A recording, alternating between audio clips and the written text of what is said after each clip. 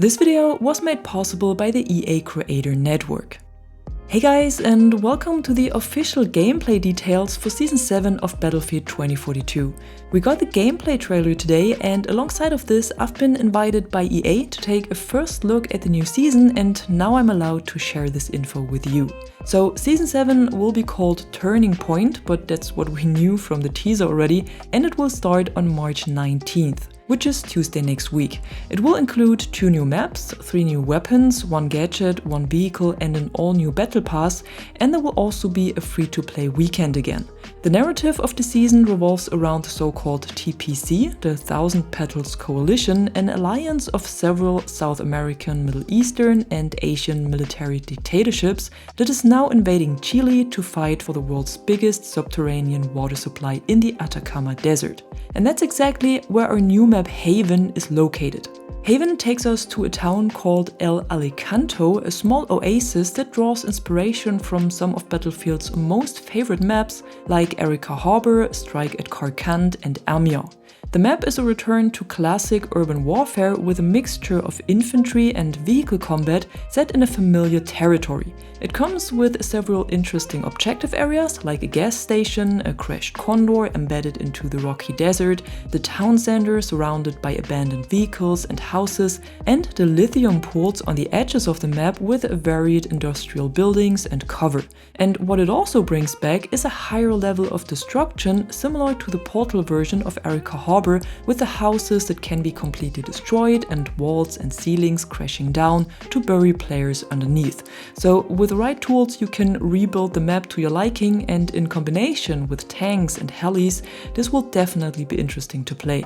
There are a few limitations to the vehicles though. First of all, there are no jets, simply because the airspace is too small, and from the trailer it also looks like there are no attack helis and only a small amount of ground vehicles. However, the map will also feature the stationary anti-air guns again that we already know from the Season 5 map Reclaimed, so even if there are helis in the sky there should be a good counter. When it comes to the player count, Haven will also only feature 64 players, similar to the last 2 maps we got, and it's not the only map we will see in Season 7. Back when the season was teased in December last year, we saw a picture of a Middle Eastern region on the table in front of producer Ryan MacArthur, and that's where our second map is located. But it's not entirely new, instead they will bring back a part of an already existing map, and that's the stadium from our desert map Hourglass, located in Doha, Qatar, which is why we've seen the Middle Eastern map on the table. And I had to smile a bit when I heard this, cause just yesterday some of you guys were discussing this possibility in the chat of my stream. So yes, you were right, the stadium is making a comeback in Season 7 as a standalone infantry only map.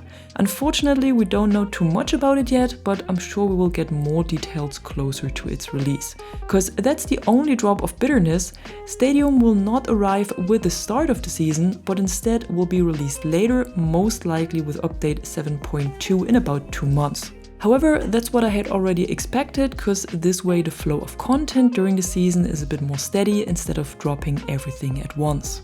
When it comes to the new weapons of the season, the leak we got a few days ago was mainly correct. So 2 of the new weapons will be the AK-5C and the CZ-3. The AK-5C is the well-known and same-named assault rifle from Battlefield 4 that offers a good balance between firepower and accuracy for close to mid-range combat. As usual, I would expect it to be the superior assault rifle at the start of the new season. The SCZ-3 is the spiritual successor of the CZ-3A1 from Battlefield 4, as I had already suspected in one of my last videos, and similar to its Battlefield 4 counterpart, it's a versatile SMG that can be equipped with a drum magazine to excel in close-range combat. Later in the season we will then see the release of a third weapon, arriving as part of update 7.2 as well, a new LMG named DFR Strife.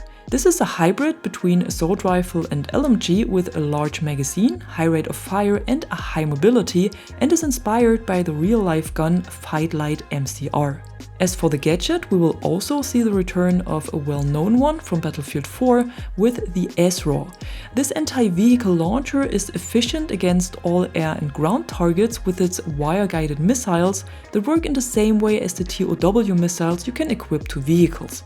Later in the season, also in update 7.2, we will then see the release of a new vehicle, the so-called XFAT for Draugr. This is a cutting-edge aerial bomber that features EMP bombs, radar-guided missiles and more, and can be equipped for more anti-infantry focus or more anti-vehicle, whatever your playstyle is. What might also be interesting is that it's a fully pilotable aircraft and not a combat drone like its real-life counterpart, the Russian Sukhoi S-70. It won't be available on the new map though, since it would probably flatten it within a few minutes, which is why in the trailer it's only shown on Spearhead.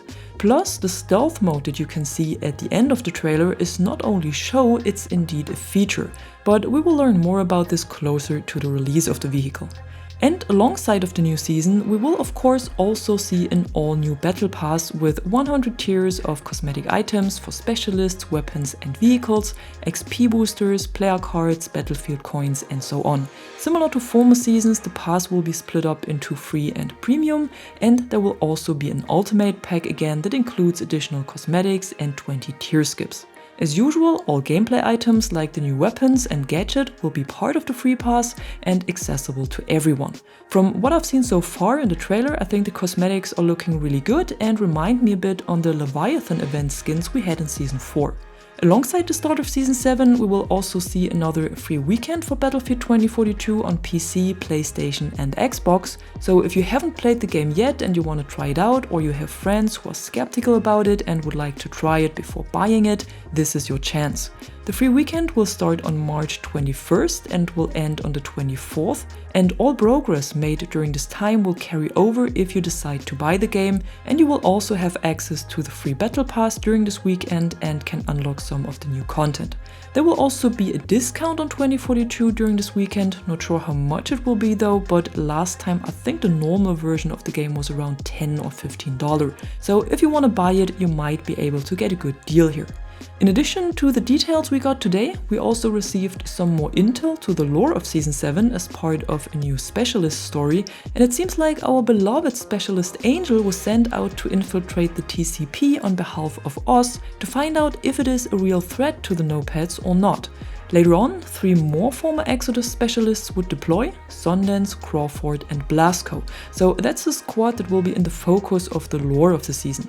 When it comes to the dates, we are in December 2048 now, with things just starting to heat up in Chile. And that's also what Angel writes at the end.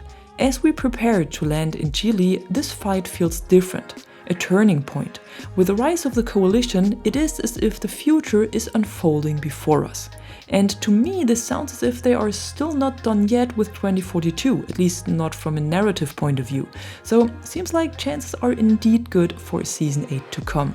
However, not so good news appeared around DICE this week, because it seems like another one of the creative heads of the studio has left. This time it's Craig Morrison, who was promoted to creative director in December 2022 and replaced Lars Gustafsson to support the Battlefield franchise as a member of the DICE leadership team. Although we can speculate as to why he left, I don't think this is concerning for Battlefield 2042 or for the next title. People come and go all the time for whatever reasons, so we simply wish him all the best for his new adventures. And the last point for today is a little heads up for everyone who enjoyed old EA games like Command & Conquer, SimCity, Populous or Dungeon Keeper, because the publisher has just released several of these games as EA Classics on Steam, and they are all on discount at the moment. So if you want to relive some of these old classics, be sure to check it out, links in the description below. I personally can recommend the Saboteur and the Command & Conquer Ultimate Edition if you haven't played these games yet. Plus, Medal of Honor 2010 is part of the sale as well. In case you haven't played it yet, you can get it for only $3. Battlefield titles, however, are not on sale on Steam yet, but over at the EA app you can get some good prices as well if you're looking to fill up your library. And that's it for today. These are all the details you need to know about Season 7 of Battlefield 2042, and if you enjoyed this video, don't forget to drop a like or a comment below and subscribe to the channel for more content like this. Until then, thanks for watching, and thanks to my members for the additional support. I'm Catwoman and you are awesome.